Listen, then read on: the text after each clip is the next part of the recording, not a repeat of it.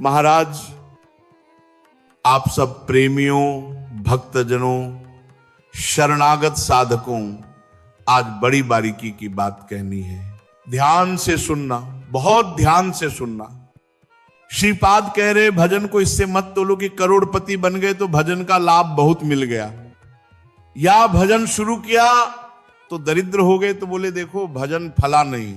जिस दिन से वृंदावन गए, सत्संग सुना, उसी दिन से सब चौपट हो गया। दोनों बातें समझो। महारंकत्व व परम विभवे, यही इस भक्ति मार्ग का सार है। अगर रसिकों के संग का रंग चढ़ेगा तभी इस मार्ग में चल पाओगे, नहीं तो फिसलन ही फिसलन है। महारंकत्व हो सकता है जिस दिन से भजन शुरू करो उसी दिन से आरंभ हो जाए, क्योंकि तुम्हारा जो पाप संयोग पूर्व जमा हुआ है अब वह नष्ट होकर भगवत प्राप्ति कराने को उठ खड़ा होता है। कल एक साधक भारी रोग से ग्रसित था। वह बोला हमें लगता है कोई वैष्णव अपराध बन गया है। मैंने कहा क्यों? बोला शरीर रोग से ग्रसित है। अरे बावरे, शरीर रोगी है तो बुद्धि को स्वस्थ रख। बुद्धि रोगी हो गई तो शरीर स्वस्थ होने पर भी नरक जैसा जीवन बन जाएगा।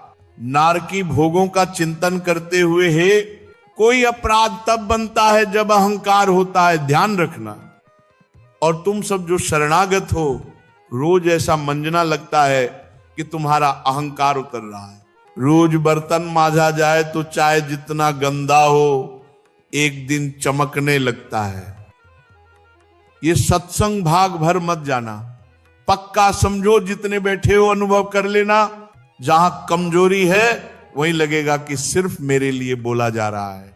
और यही सत्य मानना, यही सत्संग है। ये किसी व्यक्ति विशेष को लक्ष्य करके नहीं, सार्वभौम सत्संग होता है सबके लिए, भगवानंद के लिए। शरीर का रोगों से ग्रसित हो जाना या विपत्ति आ जाना, ये हमारे पूर्व अपराधों का फल है, पूर्व पाप का परिणाम है। वर्तमान में यदि वैष्णव अपराध होगा तो शारीरिक दंड नहीं, मानसिक दंड मिलेगा। क्या आपका भजन रोक दिया जाएगा? नहीं। आप तत्काल शुद्ध वैष्णव पवित्र हृदय के हैं। अगर कोई त्रुटि हुई तो तात्कालिक दंड मिलेगा। खोपड़ी दीवार से लग गई, चबेटा लग गया, दांत से जबान कट गई, अचानक कोई चोट लग गई, ये सब पहले से रचे हुए हैं। पूर्व शरीर रचने के पहले ही जो रोग सृजित हुए वो पूर्व पाप के हैं। आज जो हम भजन कर रहे हैं वो वर्तमान का पुण्य है, पर शरीर में जो रोग उत्पन्न हुआ वह पूर्व पाप का परिणाम है, आज से थोड़ी उत्पन्न हुआ है। तो साधक को बहुत विवेकवान रहना चाहिए, नहीं तो शरीर स्वस्थ पर बुद्धि अस्वस्थ, यही मूर्खता है। शरीर स्वस्थ और बुद्धि स्वस्थ तो हम परमानंद में मग्न।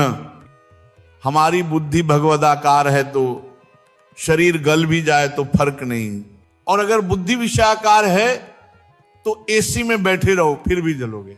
देखा है, इन समस्याओं का समाधान अध्यात्म से होता है। रुपया नहीं, पद नहीं, समाधान अध्यात्म है, विवेक है। परमार्थ पर चल रहे हो तो महारंकत्व व परम विभवे हमारे कदम नहीं रोक सकते। चाहे ऐसी परिस्थिति दे दी जाए कि भोजन के लिए तरसना पड़े या परम विभव में बैठा, दोनों स्थिति भक्ति में समान है। ये मत सोचो एक है चक्रवर्ती सम्राट अम्बरीश जी महाभागवत और दूसरे हैं चदरचिदानी जी महाभागवत।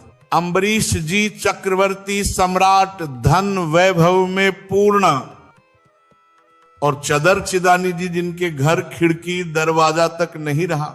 संत आते तो खिड़की बेच आते ताकि उन्हें भोजन करा सके। 4 मुट्ठी चावल उबाल कर पवा देते, दरवाजा बेच देते। मिट्टी का पात्र था, वही एक सहारा। जो भी था सब बेचकर संत को तृप्त किया।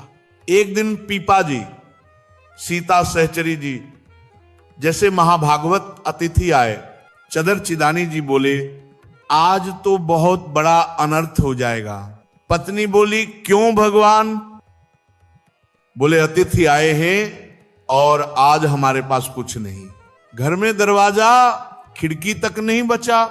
पत्नी बोली वस्त्र तो है ना, कुछ तो बिक ही जाएगा, अतिथि भूखा नहीं जाएगा। उन्होंने वस्त्र उतार दिया, बेचा, जो थोड़ा बहुत रूखा सूखा मिला पत्तल में लगाया और अतिथि को भोग लगाया। सीता सहचरी जी समझ गई अकिंचनता की पराकाष्ठा है। रसोई में गई तो देखा देवी निर्वस्त्र बैठी हैं। पूछा देवी तुम निर्वस्त्र क्यों? बोली हमने सुना था आप द्वारिकाधीश के दर्शन करके आ रही हैं, आपसे प्रभु की माधुरी सुननी थी, शरीर की नहीं। जब पैदा हुए थे तब भी दिगंबर थे और जब जाएंगे तब भी दिगंबर ही जाएंगे, बीच में भी दिगंबर है, तो क्या अंतर? पीपा जी भाव विह्वल हो गए, बोले इनकी निष्ठा के आगे हम कुछ नहीं। राज सुख त्याग कर भजन में स्थित रहना, यही अद्वितीय रहनी है। देखो भक्तों, महारंकत्व और परम विभव दोनों में भक्त एक समान रहते हैं, भक्ति इनसे नहीं तोली जाती। देखो अम्बरीश जी चक्रवर्ती सम्राट, देखो चदर चिदानी जी जिनके पास खाने को भी नहीं, दोनों महाभागवत। तो जो भी मार्ग में उतरे हिम्मत मत हारो, हो सकता है सुख भी आए दुख भी आए, पर याद रखना मैं उस मालिक का दास हूं जिसने एक पलक झपकते ब्रह्मांड की रचना की। नरसिंह मेहता जी का भात भगवान द्वारिकाधीश ने स्वयं भरा, उनके लिए कोई दुर्लभ क्या? सुख हो या दुख, दोनों में भक्ति नहीं रुकनी चाहिए। यह मार्ग शूरवीरों का मार्ग है। 84 लाख योनियों से मुक्ति खिलवाड़ नहीं है। इस जेल से निकलने का एक ही द्वार है मनुष्य देह, और उससे भी एक ही साधन सत्संग और हरि भजन। सुख हो या दुख नाम मत छोड़ो, भजन मत छोड़ो, क्योंकि जब पूर्ति हो गई, जो चाहा मिल गया, तब भी फंसोगे, और जब विपत्ति आई तब भी भजन मत छोड़ो। आगे एक ऐसा स्थान है जो सुख दुख दोनों से परे है, परमानंद स्वरूप। यश और अपयश दोनों आएंगे, भजन में स्थिर रहो। यश से प्रसन्न मत होना, अपयश से दुखी मत होना। अच्छी बात तो यह है कि अपयश हो तो आनंद मनाओ, अब कोई प्रणाम करने नहीं आएगा, शांति से भजन कर सकोगे। कबीरदास जी ने देखा बहुत यश हो गया, तो एक दिन काशी की वैश्या के पास गए। वैश्या बोली महाराज आप जल्दी चले जाइए, आपकी निंदा होगी। कबीर बोले यही करवाने आए हैं। वो बोली आपका क्या आदेश? कहा गले में हाथ डालो और पूरी काशी में घूमो। वैश्या बोली कोई पूछेगा नहीं। कबीर बोले वही तो चाहते हैं। अगले दिन कुटिया शांत, कोई प्रणाम नहीं, कोई भीड़ नहीं। कितनी शांति, कितना भजन का सुख। ये संतों की युक्तियां हैं, पर इन्हें सिद्ध करना आसान नहीं, हिम्मत चाहिए।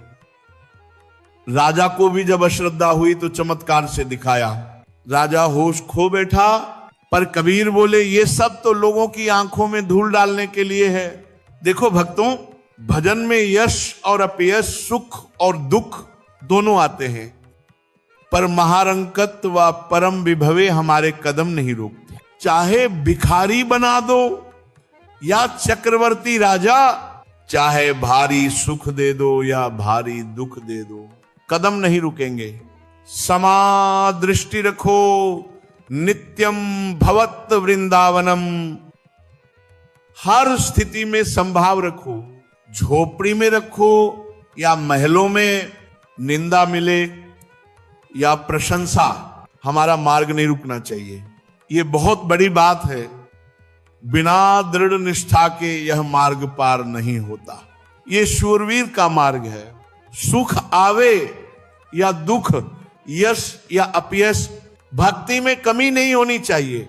इसलिए खूब सत्संग सुनो, विश्वास दृढ़ करो। बिन विश्वास भगत नहीं ते, बिन द्रव न राम, राम कृपा बिन सपने जीव नल विश्राम। जब विश्वास दृढ़ हो तभी सुधरे बात। माया के पंथ में मत फंसो।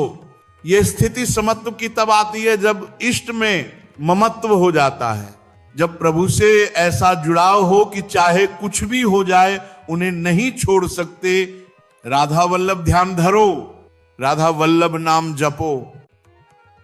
राधा वल्लभ ही जीवन है, राधा वल्लभ ही प्राण से प्यारे हैं। उनका नाम मुख में, उनका ध्यान हृदय में। आचार्य चरण कहते हैं, सब सोहित निष्काम मति श्री वृंदावन विश्राम। श्री राधा वल्लभ लाल को हृदय ध्यान, मुख नाम। सेवक जी महाराज ने कहा, हरिवंश नाम बसरे न चिन्ह, श्री हरिवंश सहाय बल। हरिवंश भरोसे भय निडर, नित गर्जत हरिवंश बल। इसलिए हम नित्य जपते हैं राधा वल्लभ श्री हरिवंश, राधा वल्लभ श्री हरिवंश। इतना अपनापन इष्ट से हो जाए कि शरीर की परिस्थिति चाहे जैसी हो, भक्ति न डोले। एक बार सोचो, अगर दोनों आंखें फूट जाएं, अगर कैंसर हो जाए, किडनी फेल हो जाए, दिल थम जाए, तो कैसा लगेगा? पहले से सोच लो। जब तैयारी हो जाएगी तो मृत्यु का भय नहीं रहेगा।